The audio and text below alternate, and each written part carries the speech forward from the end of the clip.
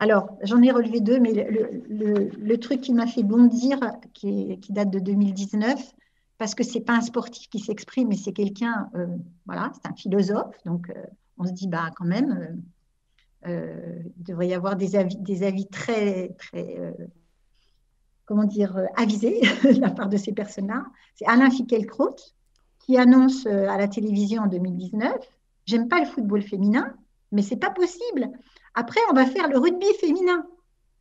Il lance à la journaliste, mais arrêtez l'égalité, l'égalité, bien sûr l'égalité, mais un peu de différence. Ça ne me passionne pas, ce n'est pas comme ça que j'ai envie de voir des femmes.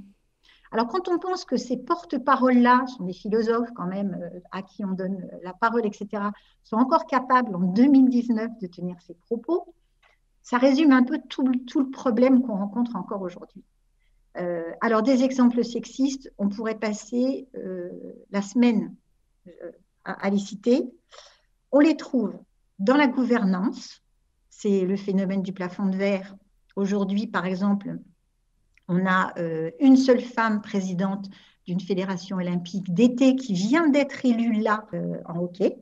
Euh, la femme qui était présidente avant, Isabelle Lamour de l'escrime, n'a pas été réélue. Il y a peut-être une future présidente en équitation à suivre, parce que les élections vont venir. Donc ça, c'est le plafond de verre, la gouvernance. Les conditions de pratique. Quand il faut faire des choix sur les horaires, les créneaux, etc., souvent les clubs vont dire les horaires où les gens ne travaillent plus, etc., intéressant, de 18h à 20h ou de 20h à 22h, c'est d'abord les hommes, parce qu'ils sont plus nombreux à pratiquer, donc on va privilégier les hommes. Et les femmes, elles doivent se caser dans des créneaux qui restent. C'est les moyens humains, c'est-à-dire la qualité de l'encadrement. On met souvent les meilleurs entraîneurs chez les femmes. Donc ça, pour moi, c'est du sexisme. C'est la taille du staff. Oh bah oui, mais vous n'avez pas besoin de 3 kinés, vous les filles, avec un, ça suffira.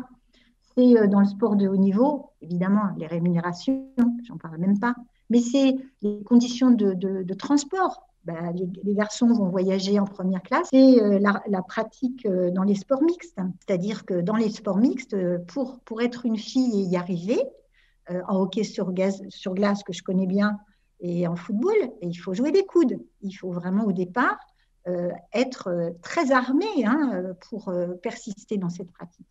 C'est l'arbitrage. Combien de femmes se font renvoyer, critiquer, etc., parce que ce sont des femmes arbitres qui prennent des décisions autoritaires. Et enfin, c'est la médiatisation. Donc, encore une fois, là, je pourrais en parler pendant des heures, des semaines.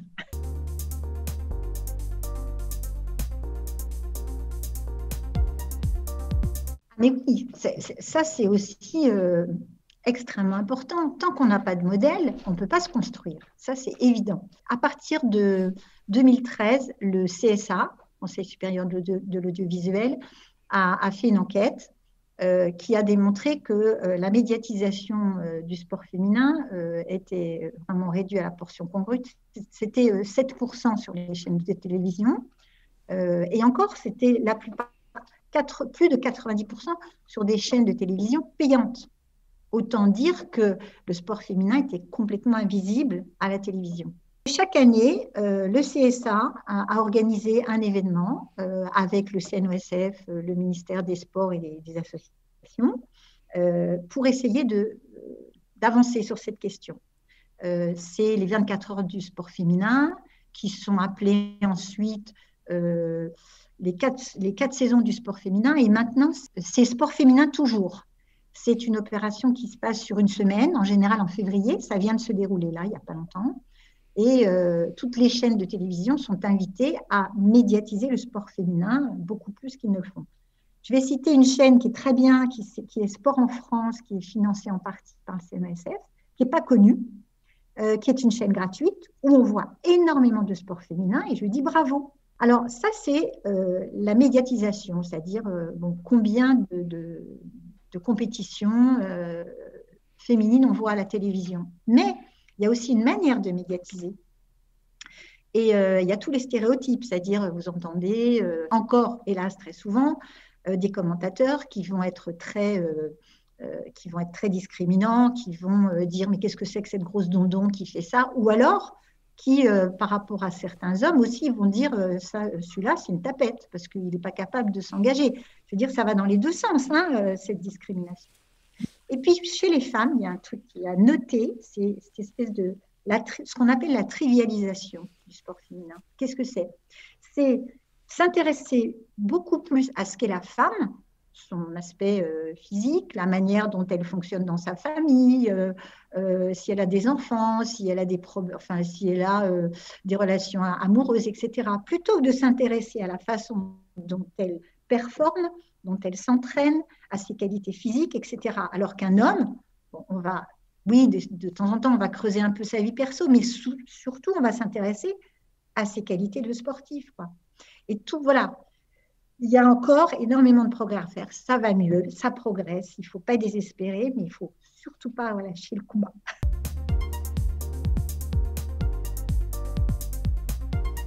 Eh bien, moi, je trouve que ce n'est pas symbolique. Je trouve que c'est important. Il faut savoir d'où part le CIO. Hein. Premiers Jeux Olympiques, les femmes, donc de l'ère moderne, interdites aux Jeux Olympiques, d'accord? Bon, c'était il y a plus de 100 ans, d'accord.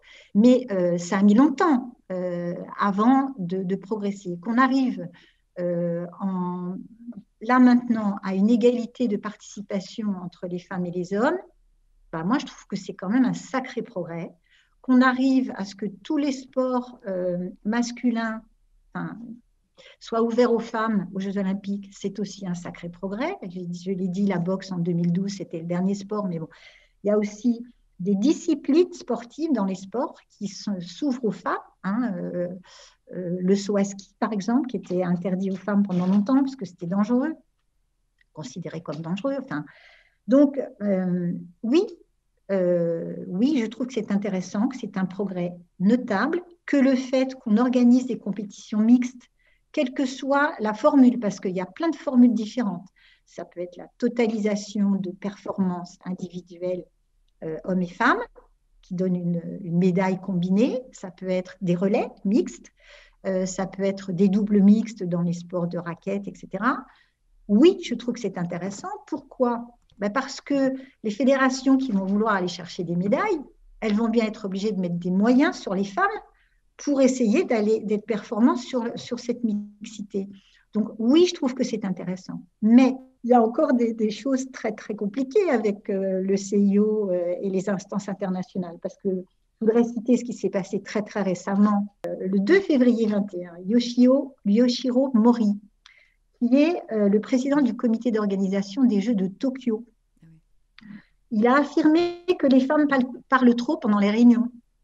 Il a sorti une bombe, quoi. Alors évidemment, là, il y a une pétition qui est lancée, etc., mais il s'est à peine excusé. Alors, c'est vrai que le Japon, la situation des femmes, la place des femmes en termes d'égalité hommes-femmes au Japon, c'est terrible, c'est terrible. On ne le sait pas assez, hein, que les femmes ont beaucoup de difficultés. Mais enfin, quand on entend encore ce genre de choses-là, c'est compliqué.